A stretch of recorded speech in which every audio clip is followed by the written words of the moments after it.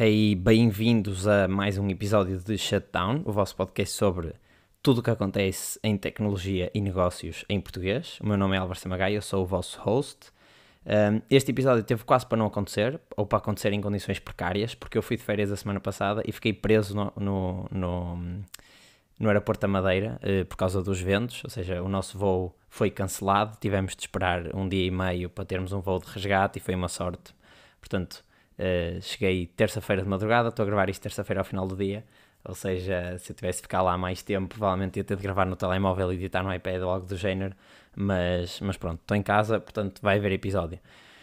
Neste episódio, já que falamos da Madeira, vamos falar sobre os incêndios, vamos falar também sobre, vamos descobrir quem é que é o homem mais rico da China, vamos falar sobre as eleições americanas e como é que países como o Irão, a Rússia e a China estão a interferir ou querem interferir ou podem interferir nas eleições americanas e qual é que é o objetivo deles.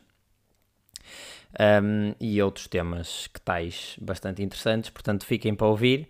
Se têm ouvido isto, se têm gostado, considerem deixarem uma donation para o projeto crescer e eu conseguir fazer coisas mais engraçadas.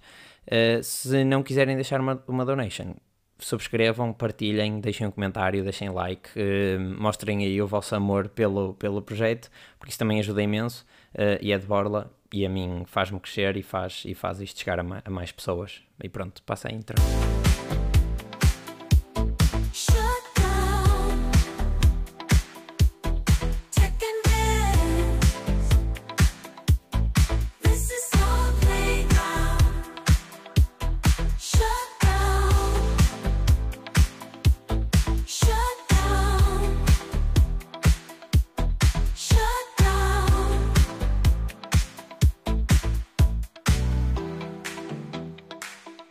Já que falamos da Ilha da Madeira na introdução, neste momento, quando eu estou a gravar isto, está a haver um incêndio que está a queimar grande parte da zona central da ilha.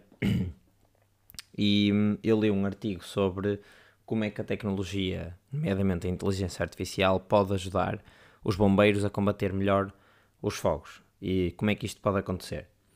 Então, estes modelos preditivos, neste caso, de inteligência artificial, ou seja, modelos de machine learning que olham para muitas variáveis e tentam tirar uma conclusão dessas variáveis, agora são utilizados, e existe mesmo um projeto piloto em Portugal e Espanha, agora são utilizados para prever não só se os incêndios vão acontecer e como é que vão acontecer, mas também qual é que é a melhor maneira de operar um incêndio, ou seja, como é que isto acontece? Eu ligo para reportar um incêndio, ligo ao 112 para reportar um incêndio, dou a informação que eles me pedem, dessa chamada já sai uma quantidade de informação, tipo localização, tamanho das chamas, onde é que aquilo está a ser, se é um fogo urbano, se é um fogo rural, e depois essa informação é cruzada com as bases de dados que eles têm das localizações, e é tomada uma decisão. Esta decisão antigamente era manualmente do género, ok, nós vamos atacar o fogo desta maneira porque a maior probabilidade, de acordo com os ventos, de acordo com a meteorologia, é a frente ir em direção, por exemplo, a norte. E, portanto, nós vamos atacar por aquele sítio. Neste momento, para além dessa intuição dos bombeiros, vai existir também uma máquina que, de acordo com as variáveis que são inseridas no modelo preditivo, vai conseguir recomendar aos bombeiros ou confirmar aos bombeiros se a intuição deles está correta e dizer ataquem por ali ou ataquem de outra forma.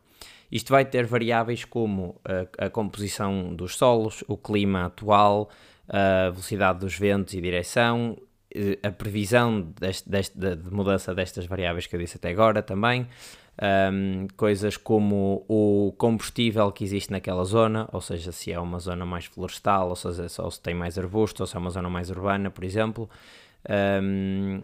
e consegue depois reunir estas informações todas e dar uma recomendação. O facto de existirem estes modelos faz com que também seja necessário existir um mapeamento destes dados, não é? Que eu acabei de referir. E nos Estados Unidos, nomeadamente na Califórnia, que também é uma zona que é muito afetada por incêndios grandes, eles têm tudo mapeado ao centímetro até quase ao nível da folha de cada árvore, com sensores LiDAR, que depois fazem um mapeamento, depois usam também Google Earth e sabem onde é que existem pedras, onde é que existe vegetação e assim, porque todos esses fatores juntos podem ser, por exemplo, uma zona mais rochosa pode ser uma barreira à passagem do fogo e, portanto, o modelo vai considerar isso tudo, essa informação toda, para dar uma resposta mais otimizada. O que acontece é que é necessário mapear essa informação e isso também está a ser feito lá nos Estados Unidos, ou seja, eles estão a mapear essa informação. Provavelmente aqui em Portugal também acontecerá o mesmo, não sei se tão rápido, né? Porque nós não temos os fundos que os bombeiros lá têm, ou seja, isto provavelmente teria de ser um investimento público aqui em Portugal, mas depois é assim um bocadinho, acontece aqui um bocadinho o jogo do gato e do rato, porque, ou neste caso mais até se calhar do ovo e da galinha, porque ok, agora nós temos mais dados, precisamos de modelos mais potentes e modelos mais potentes vão precisar também de mais dados para dar resultados melhores e portanto andamos sempre aqui atrás de ok, vamos mapear mais, vamos desenvolver melhores modelos, mas existe ainda outra vertente, que é, já que temos estes dados todos, também podemos, ou podemos tentar, prever quando e onde e como é que vão aparecer novos incêndios. E um destes modelos conseguiu prever mesmo os incêndios do Canadá, que aconteceram, acho que foi há 2 anos, uns incêndios muito grandes que aconteceram no Canadá, com 10 dias de antecedência. Claro que existem sempre variáveis que são muito difíceis de prever, por exemplo, se for fogo posto, não é uma variável que seja muito fácil de um modelo adivinhar que vai haver um incendiário naquela zona e que vai tentar pôr fogo posto, mas pode alertar para o risco elevado ou risco aumentado de uma zona estar mais seca, por exemplo, ou da vegetação estar a produzir mais CO2, que é outro dos indicadores para determinar que aquela vegetação está mais ou menos ativa. E, portanto, existem mesmo muitas variáveis que eles podem usar para depois indicar, olha, esta zona é uma zona de risco elevado, se houver uma tempestade, por exemplo, com relâmpagos, é provável que haja um incêndio nesta zona e temos previsões meteorológicas a alimentar previsões de fogos, portanto, de incêndios e cada vez, ou à medida que estes modelos vão ficando cada vez melhores, certeza que vamos ter resultados cada vez melhores. E, portanto, um dia, provavelmente, será possível prever grande parte dos incêndios ou, não sendo possível prevê-los com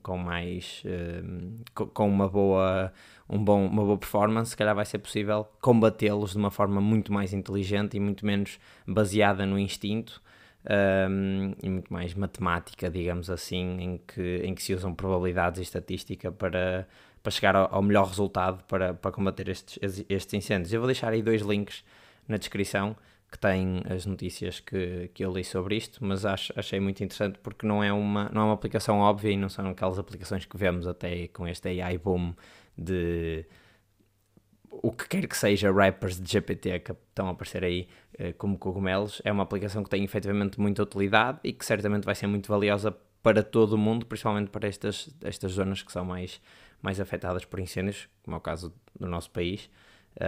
E que de certeza que vai ter imenso valor e provavelmente será um investimento que o Estado vai fazer eventualmente e vamos ter data scientists e data analysts a trabalhar se calhar com os bombeiros, que é assim um mix que não se previa há uns anos, mas que vai acontecer.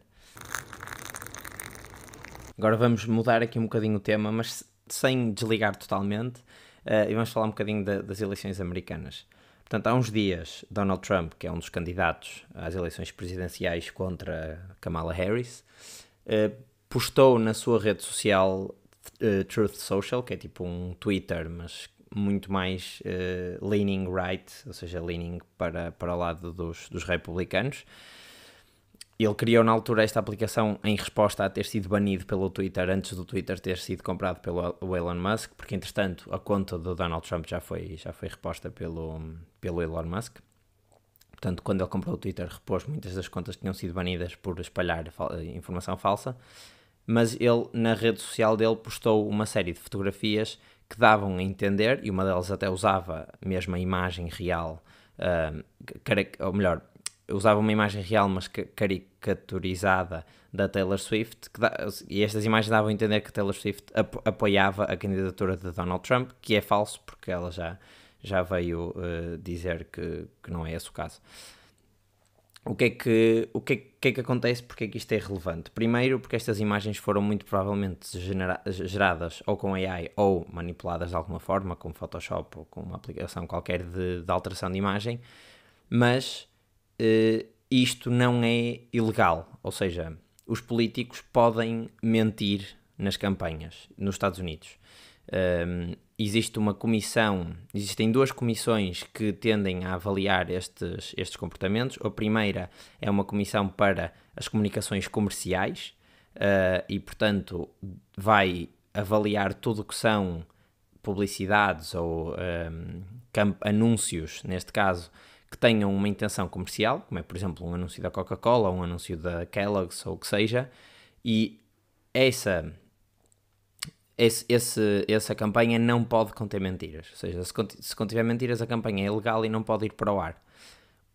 Em campanhas políticas, em anúncios políticos, este enforcement de não ter mentiras não acontece, porque cai sobre a First Amendment dos Estados Unidos, que defende o direito à liberdade de expressão, e que existem pessoas que querem combater um bocadinho esta ideia de que os políticos não podem mentir e não podem dizer o que quiserem nos Estados Unidos, e outras que dizem que isto efetivamente vai contra a liberdade de expressão e que, portanto, podem dizer o que lhes apetecer.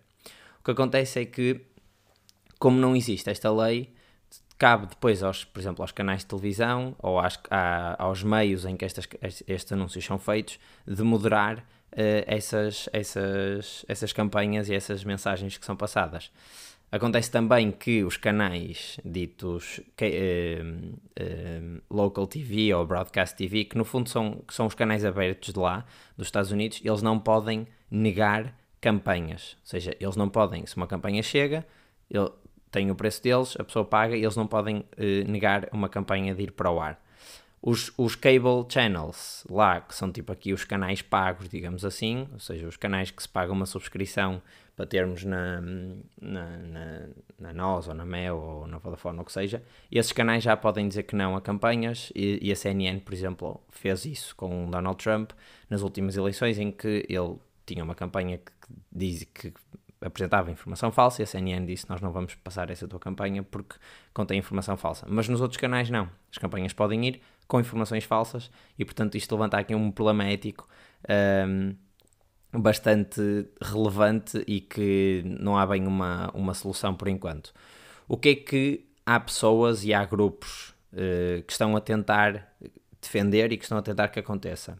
É que, principalmente no uso de inteligência artificial, como é o caso dos deepfakes, ou de robocalls, que são aquelas chamadas telefónicas com vozes artificiais que parecem as vozes verdadeiras, estão a tentar que isso se torne ilegal, principalmente quando dizem respeito ao candidato, ou seja, ao candidato oposto. Portanto, se a campanha eleitoral de Donald Trump ou se uma empresa qualquer que atua sob a campanha eleitoral de Donald Trump, porque isto também é outro assunto, se essa campanha criar um anúncio utilizando meios falsos para difamar o outro candidato, eles estão a tentar que isso se torne ilegal e que o candidato possa processar essa campanha, esse anúncio, e processar depois também a campanha e o outro concorrente.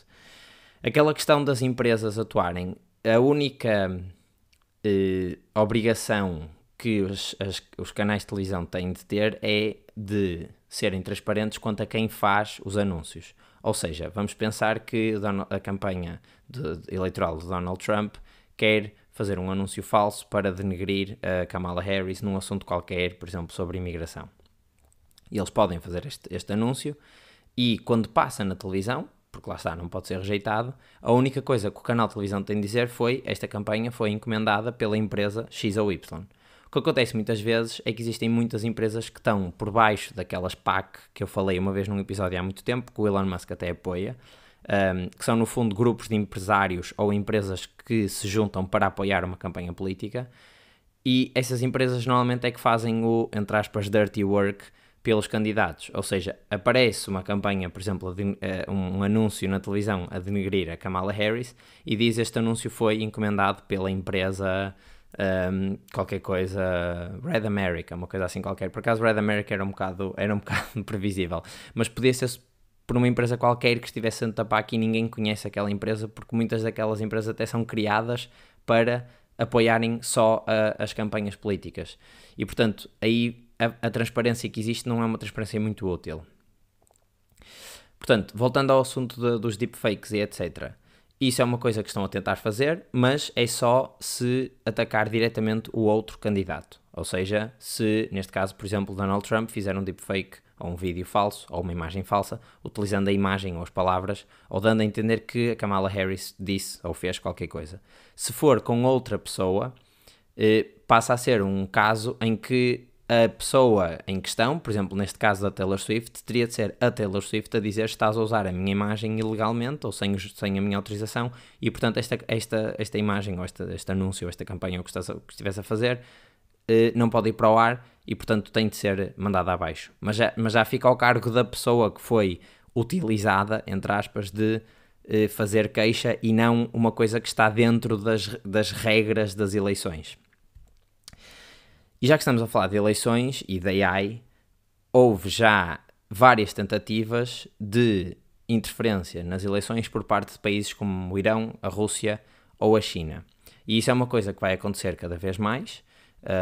As agências americanas estão-se a tentar proteger dos ataques desses países, mas estes ataques estão a ficar cada vez mais imaginativos, cada vez mais criativos, mais interessantes até, se puder dizer assim, porque muitos destes ataques não querem alterar os resultados, pretendem só criar dúvida nas pessoas, que é o suficiente para as pessoas ou não irem votar, ou alterarem o seu voto, ou até criarem violência, como houve na invasão ao Capitólio no dia 6 de janeiro, depois da eleição que Donald Trump perdeu. Como é que estes ataques funcionam? Quais é que são os principais veículos que eles têm? Pronto. O que é que já aconteceu? Se calhar começamos por aí. A OpenAI, esta semana, bloqueou uma série de contas ligadas a um grupo ativista iraniano que estava a tentar criar conteúdo em massa, conteúdo falso em massa sobre as eleições americanas, e era conteúdo contra os dois partidos, ou seja, não era a favor de Donald Trump, não era a favor de Kamala Harris. Portanto, era conteúdo simplesmente falso que colocava em dúvida todas as ideias dos dois candidatos, e postava esse conteúdo em massa em websites, em blog posts, em Twitter, vídeos, etc. E, portanto, esse conteúdo depois, teoricamente, chegaria a pessoas. Efetivamente, aquilo não teve muito alcance. A OpenAI depois também conseguiu fazer um tracking mais ou menos bem feito de onde é que esse conteúdo foi parar, e disse que não teve muito engagement, ou seja, as métricas de redes sociais foram fraquinhas. Mas a ideia era criar dúvida nos votantes, para depois eles não saberem em quem votar, ou até não quero votar em ninguém, ou votarem em revolta, portanto criar alguma instabilidade.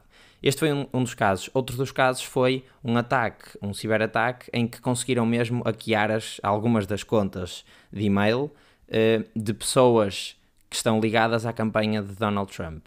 Provavelmente utilizaram uma coisa que se chama engenharia social, que é receberem um e-mail, aquele clássico de receberem um e-mail: tenho uma conta para pagar da EDP, inserir aqui os seus dados, ou responda a este e-mail para receber uma caneca do Donald Trump, uma coisa assim de género qualquer, e houve alguém que caiu nessa esparrela dos hackers, e portanto eles depois tiveram acesso às suas contas de e-mail. O que é que eles podem fazer com estas contas? Podem fazer aquilo que aconteceu, por exemplo, com a Hillary Clinton nas eleições em que Donald Trump ganhou em 2016, que foi espalhar alguns e-mails internos da campanha que podem divulgar coisas que não era suposto ser divulgadas, coisas que se calhar podem até ser falsas. Muitas das divulgações que acontecem nestes casos são depois manipuladas, ou seja, eles recebem os e-mails, manipulam-nos de certa forma e depois partilham e fazem leak desses e-mails. Portanto, esse é um dos casos que pode acontecer. Depois, mais a fundo, podem também interferir diretamente com as eleições, ou seja, podem tentar hackear sistemas eleitorais, como as voting machines, como, pois, por exemplo, os próprios resultados eleitorais, se bem que isso é muito difícil, esses são dos sistemas mais seguros do mundo, mas eles podem tentar. Podem também depois atacar diretamente algumas pessoas, que foi o que aconteceu com a Cambridge Analytica também em 2016, em que houve muita gente que foi manipulada por informação falsa, porque os perfis das pessoas foram traçados, ou seja, eu como eleitor, pelas minhas publicações no Facebook e no Instagram e no Twitter, eles conseguiriam perceber que eu era um eleitor que estava no meio, ou seja, ainda não tinha uma decisão feita, e através de campanhas super targetizadas para perfis iguais aos meus, podiam indicar-me o caminho ou levar-me a pensar, até com informações falsas e etc, e com memes, por exemplo, a votar num lado ou no outro. Foi isto que aconteceu em 2016 e foi por isso que, ou atribui-se que a vitória de Donald Trump tenha sido por causa dessa interferência, neste caso, russa. Por exemplo, a China, nas eleições de Taiwan, já fez... Nas eleições dos Estados Unidos não tem interferido muito, é principalmente a Rússia e o Irão, mas nas eleições de Taiwan a China interferiu e publicou imensos vídeos falsos de pivôs conhecidos, por exemplo, a darem notícias falsas pró-China, portanto, a partilharem uma série de informação falsa, muito bem criada e muito bem articulada, para tentar fazer com que os votantes ou mudem o seu sentido de voto, ou que não votem, ou se calhar alguns votantes que não iam votar, irem votar num partido que é pró-China, por exemplo. Ou seja, haver aqui efetivamente uma interferência nos votos. Houve também um caso, e este acho que é atribuído ao Irão, em que houve uma série de chamadas destas robocalls com a voz do Joe Biden a falar nas eleições primárias, a dizer lá aos eleitores internos do partido para não irem votar naquele dia porque não era suposto, ou as polls estavam fechadas, qualquer coisa do género. Pode acontecer isso, ou seja, depois isso interfere diretamente com o partido, não é? Mas pode acontecer isso depois em massa com o número de pessoas, com os votantes, com o resto dos votantes dos Estados Unidos, portanto eles receberem chamadas a dizer, olha, não vá votar à sua mesa normal porque ela está fechada, vá votar antes a outro sítio qualquer, depois a pessoa chega lá, não é possível votar, entretanto perderam-se uma série de votos que podiam ser importantes para ganhar aquele estado, ainda por cima, dado a natureza das eleições americanas, que é um bocado tudo ou nada por Estado, ou seja, é importante é importante não perder votos em Estados importantes. Houve também outro caso, e este é atribuído ao Irão, em que houve um leak de 100 mil e-mails de pessoas, e depois este leak foi confirmado. E o que é que eles fazem? Eles depois fazem aqui uma ação híbrida, em que tem uma parte em que efetivamente acontece um ciberataque e depois tem uma parte em que fingem que estas pessoas estão a ser manipuladas e, portanto, a parte real em que houve o leak reforça a parte fingida e as pessoas ficam com dúvidas em relação à legitimidade das eleições e acabam por desacreditar do processo eleitoral. E este é que é o principal foco deles, até porque é muito mais fácil fazer este tipo de stunts, não é? De fingir que o leak e as pessoas estão a ser direcionadas quando não estão, simplesmente foi só um leak com 100 mil contas de e-mail, neste caso, do que propriamente interferir diretamente com as eleições, ou seja, mudar votos, mudar resultados das mesas, e portanto os especialistas o que dizem é que muito provavelmente vai acontecer algum tipo de interferência que não vai ser apanhada, principalmente nos últimos dias ou até nas últimas horas antes de fecharem as urnas, que aí não há capacidade para os meios, os meios noticiários e as agências, etc., responderem aos leaks. Aliás, por falar agora em em jornais, desculpem, lembrei-me de outro caso que também aconteceu, que foi um grupo de hackers iraniano entrou num grupo de mídia, portanto, imaginem aqui um grupo empresa ou um mídia capital, uma coisa do género que tenha jornais e televisões e etc.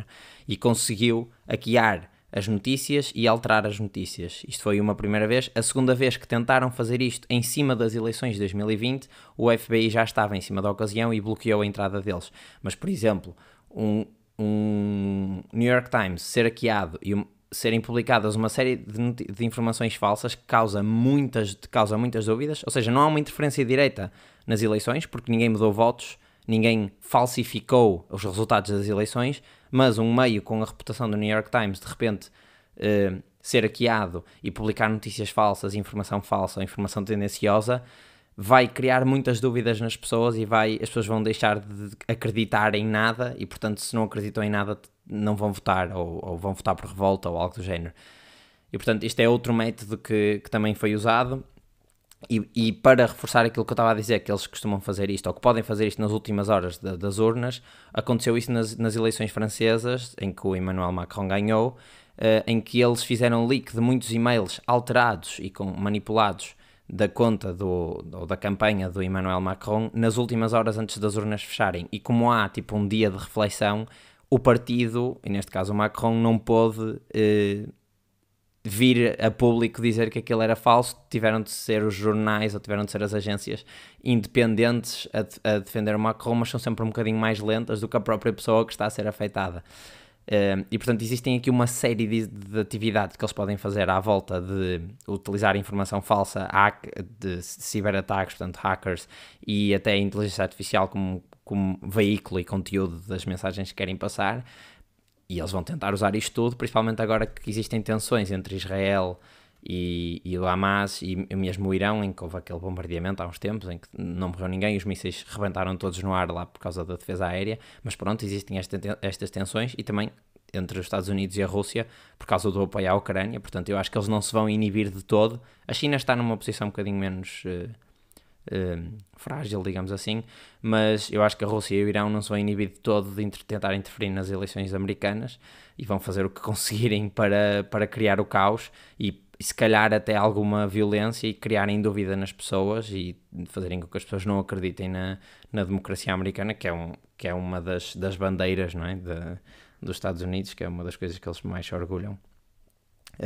E portanto o importante é fazer com que as pessoas estejam preparadas para não serem manipuladas, ou seja, até mais aqui se calhar uma educação eleitoral, digamos assim, de confirmarem a informação que vem online, tentarem perceber se estão a ser vítimas de hacking, tentar ser vítimas de um ciberataque qualquer. Portanto, até mais aqui uma parte educativa do que propriamente tentarem fechar todos os sistemas informáticos, porque lá está, eles vão ser sempre muito mais engenhosos e vão arranjar estas maneiras de semear dúvidas, mesmo sem conseguirem atacar nada ou sem conseguirem publicar notícias falsas ou o que quer que seja, até porque muitas destas plataformas não controlam, não moderam o conteúdo como deve ser, como é o caso do Twitter, não é? O próprio Elon Musk publicou um vídeo falso a Kamala Harris, ou seja, existe aqui sempre assim uma questão muito difícil de silenciar as pessoas contra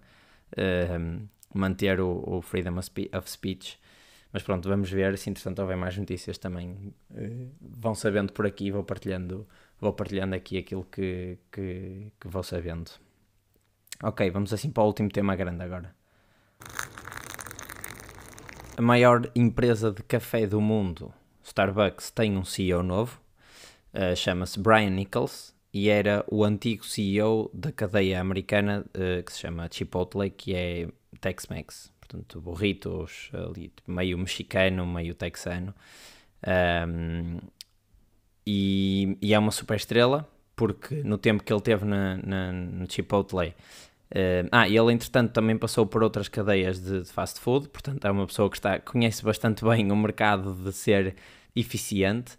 Ele passou pela Pizza Hut e pela Taco Bell, não foi CEO destas empresas, mas foi CEO do Chipotle. E ele, nos 6 anos que teve no Chipotle, desde 2018 até 2024, a ação valorizou 700%, portanto, acho que é neste momento uma das cadeias de fast food mais valiosas do mundo, apesar de ser até pouco internacional, entre aspas, grande parte está nos Estados Unidos. Pronto, há aqui duas coisas interessantes sobre esta notícia. O primeiro é o pay package deles, que é gigantesco. Ele vai receber de salário, ou seja, remuneração, 1,6 milhões por ano, que é 23% acima, isto é o salário base, 23% acima do que ele recebia no Chipotle, mas agora é que vem a parte interessante. Vai receber 10 milhões só de sign-on bonus, portanto, prémio de assinatura, tipo jogador de futebol, porque é para cobrir as ações que seriam desbloqueadas que ele tinha no Chipotle este ano. Portanto, ele saiu antes do contrato dele terminar e para cobrir a perda que ele iria ter das ações que já poderiam estar disponíveis para serem vendidas, vão-lhe dar 10 milhões de prémio de assinatura. Depois, também lhe vão dar, portanto, isto é em cash, não é? Estes 10 milhões. Depois também lhe vão dar entre 75 a 80 milhões em ações da Starbucks para compensar as ações que ele tinha no Chipotle e que não vai poder usufruir delas porque ainda não podiam ter sido vendidas, ou seja, ainda estavam a ser vested, mas que teve de ceder porque saiu da posição de CEO. Portanto, isso foi mesmo quase um move de jogador de futebol ir de uma equipa para a outra. 75 a 80 milhões de dólares em ações da Starbucks que vão ser desbloqueadas ao longo de 3 anos. E depois tem ainda outros prémios anuais de performance, que são mais ações e mais cash. Estes aqui são variáveis e não tenho aqui informação sobre isso. Mas qual é que era o problema do Starbucks? Porque é que isto é uma notícia? Pronto, o Starbucks, que é uma das maiores cadeias, se não a maior cadeia de café do mundo, tem um problema de eficiência. Ou seja, as filas estão cada vez maiores. Existem 170 mil maneiras de pedir um produto na Starbucks. Ou seja, é uma quantidade absurda, uma complexidade gigantesca, e isto põe muita pressão nos baristas que não conseguem, ou seja, que cada coisa é uma coisa diferente, não conseguem otimizar e tornar o processo super eficiente e super seguido, digamos assim. E, portanto, como existe esta pressão, tem havido muitas filas, as lojas estão understaffed, as vendas também têm caído, e isto já não tem a ver só com este processo, tem a ver também com o facto de haver mais competição, principalmente na China, porque os Estados Unidos e a China são os maiores mercados. Os Estados Unidos têm cerca de metade das lojas de Starbucks, que são 40 mil no mundo, 39 mil no mundo, portanto metade estão nos Estados Unidos, mas a China é outro mercado gigantesco também. E há muita competição, inflação, portanto preços mais altos. Starbucks tem subido muito o preço dos seus produtos e, portanto, a procura também tem descido. Tem fechado algumas lojas, mas a razão principal é mesmo esta falta de eficiência, que tem aumentado as filas de espera, tem diminuído a produtividade dos baristas, provavelmente tem aumentado custos de stock, porque tem de ter mais materiais, tem aumentado custos também de produção, porque tem de ter materiais diferentes e máquinas diferentes, etc. E isto é um problema para eles, porque as vendas estão a descer, os lucros estão a descer, e nos Estados Unidos, quando isto acontece, as empresas fazem coisas para evitar que isto aconteça. Portanto, em abril de 2023, o fundador e então CEO na altura, Howard Schultz, deixou o cargo e nomeou um outro CEO que se chama, deixem-me só ver se não falha aqui no nome dele, porque tem um nome estranho, Laxman Narasimhan, parece-me um nome israelita, e isso também foi um dos temas que falou aqui no artigo que eu li, ou seja, que houve também um bocadinho de boicote por causa de que supostamente Starbucks tem apoio a Israel no confronto israelo-palestiniano, portanto mais um tema, e basicamente os acionistas fizeram pressão para o CEO sair. Ele teve pouco mais de um ano, portanto de abril de 23 até agora agosto de 24, ele fez exatamente o contrário do trabalho que deveria ter feito, ou seja, já existiam estes problemas de eficiência, e ele ainda aumentou o número de produtos no menu, aumentou para ter menus noturnos, aumentou para terem comida e não só bebida, ou seja, aumentou o número de itens de comida e não bebida, e portanto as filas ainda aumentaram mais, ou seja, não fez o trabalho que era suposto. Vamos ver agora se este CEO consegue aumentar a eficiência. Eu acho que passa por, obviamente, cortar uma série de produtos, cortar muita da capacidade de customização dos produtos, não é? Cerca de 85% dos pedidos são pedidos custom, portanto não são tipo 10 ou 15% e que estão a entupir a fila, não, é 85% dos pedidos que os clientes fazem são pedidos custom. E eu acho que uma tática, e foi também isso que, por exemplo, o Steve Jobs fez na Apple, foi cortar quando a Apple estava mal e voltaram a buscá-lo. Ou seja, o Steve Jobs foi despedido também, CEO, depois a Apple ficou em maus lençóis e eles voltaram a contratá-lo. E uma das coisas que ele fez foi: vamos cortar a gama toda, vamos ter só um Mac, um iPod, portanto o mínimo possível, mas que é o melhor e que as pessoas vão querer comprar. E pronto, eu acho que provavelmente vai ser essa a estratégia, ou seja, vai ser manter só aqueles produtos que são os que vendem mais, tirando estes custom, e se calhar dos custom tentar perceber, por exemplo, se há algum custom que seja pedido muitas vezes da mesma forma, e se calhar esse adicionar ao menu, não é? Porque vai ter vendas, as pessoas vão continuar a pedir esse, e remover todos aqueles que entopem mais a fila ou que têm custos maiores e margens mais baixas. Portanto, no fundo é olhar para os números e tentar perceber o que é que se está a passar. Uma coisa engraçada foi que desde fevereiro, ou melhor, que no dia em que apresentaram o novo CEO, a ação subiu 25%, ou seja, instantaneamente subiu 25% e recuperou as perdas que tinha tido desde fevereiro.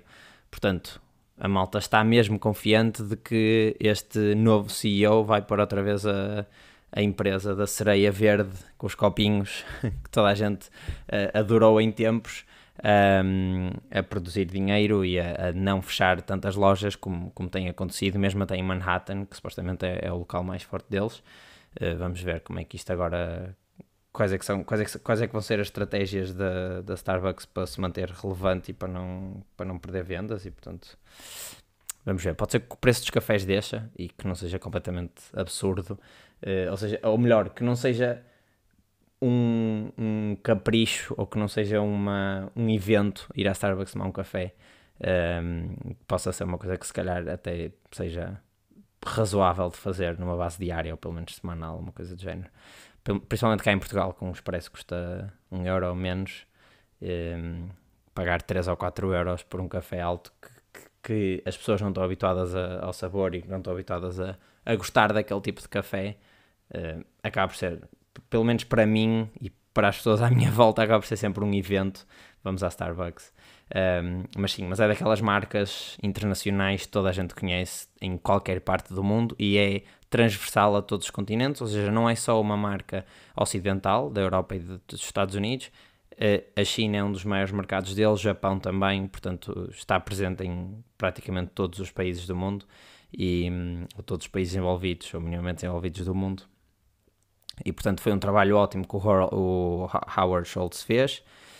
Ele também não gosta de deixar o papel, ele muitas das vezes quando mudavam de CEO ia ele, entretanto ele agora deu step down, mas fez críticas públicas no LinkedIn ao CEO anterior e acho que não caíram muito bem, e pronto, houve aqui uma pressão para ele sair, e saiu, e agora este está muito bem pago e vamos ver o que é que ele consegue fazer com esta marca gigantesca. Agora, assim, umas mais rápidas para acabar. O homem mais rico da China chama-se agora Colin Huang, ou Huang Zheng, não sei se estou a dizer bem os nomes, mas pronto, algo deste género, e é o fundador da empresa Pinduoduo, que se calhar não vos diz nada, mas que é dona da Temu, e esta provavelmente já vos diz mais.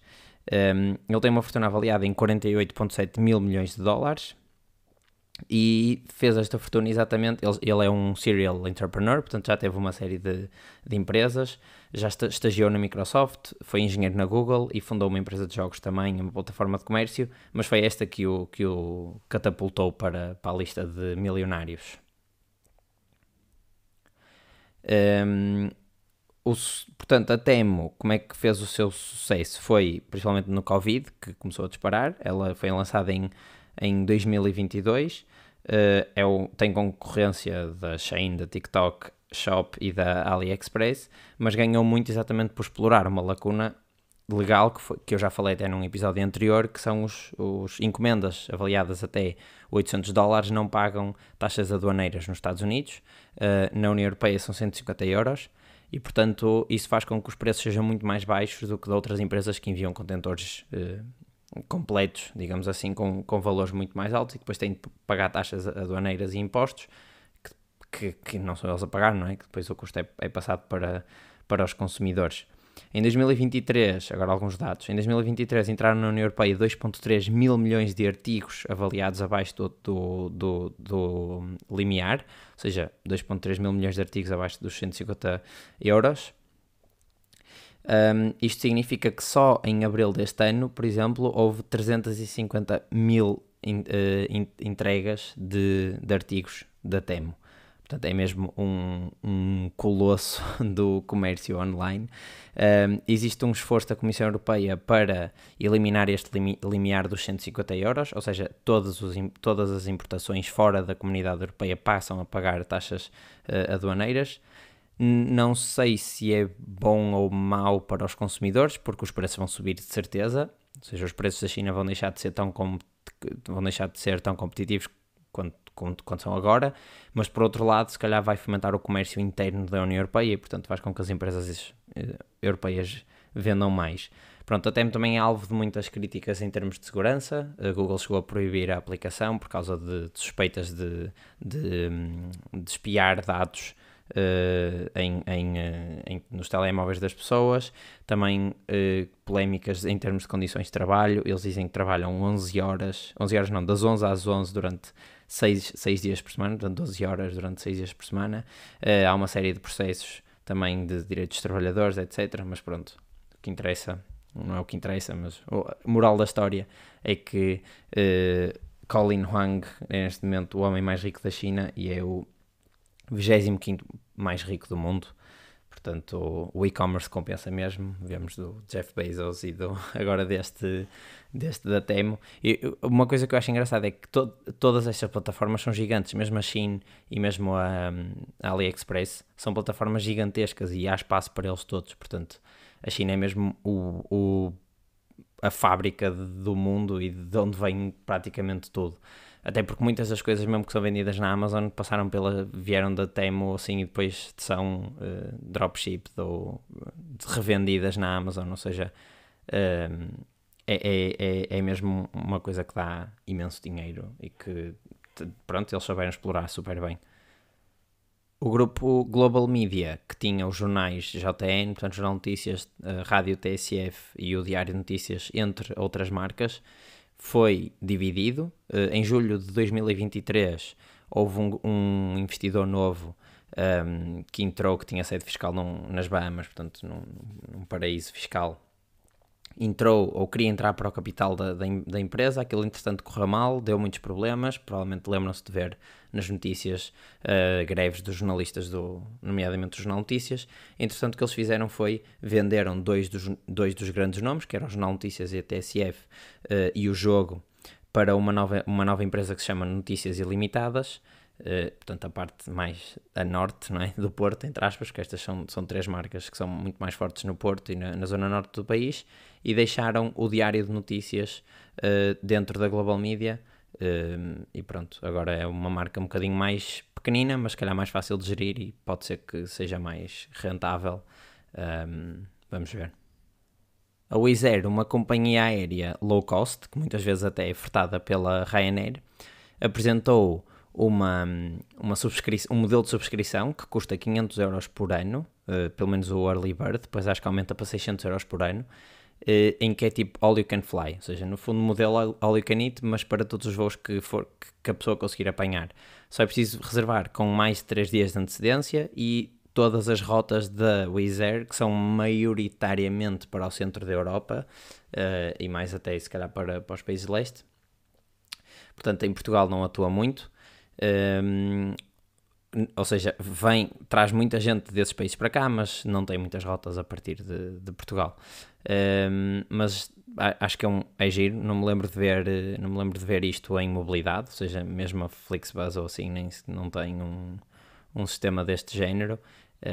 Era giro se empresas como a Ryanair ou EasyJet ou assim tivessem, ou até a TAP, quem sabe, para podermos viajar com mais frequência e se calhar poupar muito tempo, isto muito dinheiro. Isto provavelmente até era mais interessante para a malta que faz muitas vezes, por exemplo, Porto-Lisboa ou Porto-Faro ou Lisboa-Faro de avião, e que ia ter direito a usar esses voos de uma maneira muito mais rápida. Não sei como é que eles agora gerem isto em termos de capacidade, ou seja, tem uma parte das pessoas que pode marcar com apenas 3 dias de antecedência sem qualquer tipo de prejuízo, não é? Que é uma coisa que não sei se eles querem muito, ou seja, as companhias aéreas, no fundo, sabem quantas pessoas é que vão no voo muito antes do voo partir, não é? Se toda a gente marcasse com 3 dias de antecedência, o risco era muito maior para eles. Mas se calhar eles viram que a vida média, ou o lifetime value de 500 euros ou 600 euros por ano, chega para pagar grande parte dos custos que eles têm com as pessoas que viajam. Não sei, vamos ver, mas é uma ideia engraçada. Este ano foi o ano em que mais milionários se mudaram de país, portanto, no fundo, de sede fiscal. O país que perdeu mais milionários foi a China, perdeu 15.200 milionários que saíram do país. Depois foi o Reino Unido, 9.500, provavelmente por causa do Brexit. A Índia também perdeu 4.000, a Coreia do Sul também perdeu 1.000 e a Rússia perdeu outros 1.000. O país que mais ganhou, não há de ser muito difícil de adivinhar, Emirados Árabes Unidos, 6.700. Depois segue-se os Estados Unidos, Singapura, Canadá e Austrália. Acho que deve haver aqui um mix entre menos impostos sobre os rendimentos e provavelmente também ganhar alguma qualidade de vida, agora que têm muito dinheiro para gastar e, portanto, vão para países com tendencialmente qualidade de vida superior. O que é que eu aprendi de novo esta semana? Aprendi um bocado forçado, mas que voos cancelados por condições climatéricas, ou seja, condições extraordinárias, não têm indemnização. Todos os outros têm indemnização, todos os outros cancelamentos, mas que aqui na União Europeia, mesmo por condições extraordinárias, as companhias aéreas são forçadas a garantir alojamento, mobilidade e refeições até resolverem o problema, portanto até conseguirem arranjar outra rota de regresso a casa. Pronto, fica aqui, malta, esta literacia de cancelamento de voos, que muitas vezes as companhias low cost não partilham esta informação tão publicamente, exatamente para reduzirem estes custos, mas vocês estão sempre a aprender aqui. E pronto, é isto, malta. Esta semana foi assim um bocadinho mais temas aleatórios, porque estamos em agosto e não há muita coisa a acontecer, pelo menos com as empresas grandes.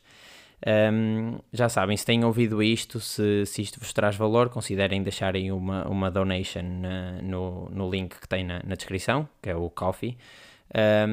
Se não quiserem deixar uma donation, subscrevam, partilhem, deixem comentários, que isso também já ajuda imenso e é de borla e, portanto, não custa nada, e a mim ajuda-me imenso a chegar a mais pessoas e, se calhar, a expandir e a fazer coisas mais engraçadas. E é isso, pronto, vemo-nos para a semana.